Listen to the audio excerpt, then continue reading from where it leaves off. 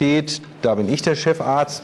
Das ist die Lungenbronchialheilkunde, der internistische Teil der Lungen- und Bronchialheilkunde. Und dann gibt es noch einen Lungenchirurgen, den Dr. Nehmert. Sie haben da auch so einen Flyer von uns. Das ist eben das Bergische Lungenzentrum. Und wir beiden arbeiten im Schlaflabor zusammen. Und ich habe Ihnen hier mal eine Folie mitgebracht über das Krankheitsspektrum. Was haben wir denn für Patienten im Bergischen Lungenzentrum, unabhängig jetzt noch von der Neurologie? Und welche Bedeutung spielt das Schlafapnoe-Syndrom, also die Atemstillstände im Schlaf, bei der Zahl unserer Patienten? Hier sind mal die prozentualen Anteile der Patientenzahlen aufgeführt und Sie sehen, am Anfang steht die COPD, das ist die chronisch obstruktive Lungenerkrankung, chronische Bronchitis, Lungenemphysem, eine Volkskrankheit, die häufig auch dazu führt, dass die Patienten im Krankenhaus aufgenommen werden. Wir nennen das dann akute Exacerbation. Und schon an zweiter Stelle steht das Schlafapnoe-Syndrom, also die Atemaussetzer im Schlaf, die gegebenenfalls mit einer Maske oder anderen Therapieverfahren, und das werden wir heute Abend ja noch herausarbeiten, behandelt werden müssen.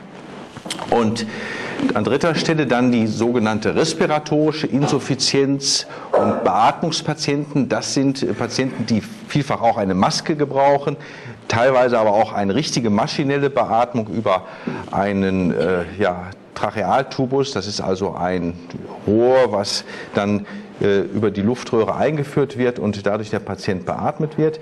Respiratorische Insuffizienz heißt Atemschwäche im Rahmen verschiedener Erkrankungen, vor allen Dingen natürlich chronische Lungenerkrankungen, Lungenentzündungen, aber auch neuromuskuläre Erkrankungen, also aus dem neurologischen Fachgebiet, führen zu einer Atemschwäche. Dann sind bei uns 14% der Patienten erkrankt an Lungenentzündungen, die stationär aufgenommen werden müssen. Der Fachbegriff ist hier Pneumonie. 5% der Patienten, wahrscheinlich sogar noch mehr, sind Patienten mit einem bösartigen Lungentumor, also Lungenkarzinom, und dann seltenere Erkrankungen wie zum Beispiel Patienten, die eine Vernarbungstendenz der Lungen haben. Wir nennen das interstitielle Lungenerkrankungen, Lungenfibrose wäre so der Begriff. Und dann ein Sammelbecken, 13% sonstig. Und Sie sehen, dass die Schlafapnoe nach der COPD die häufigste Erkrankung ist, die wir hier auch stationär behandeln.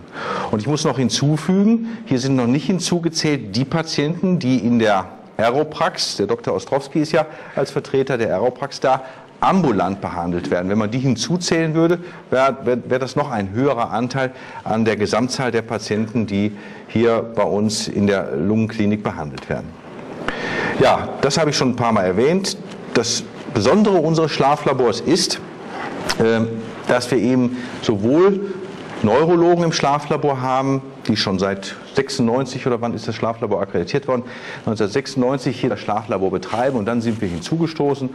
Und das gibt es eigentlich ziemlich selten in Deutschland, dass wir eben beide Fachgebiete an einem Flur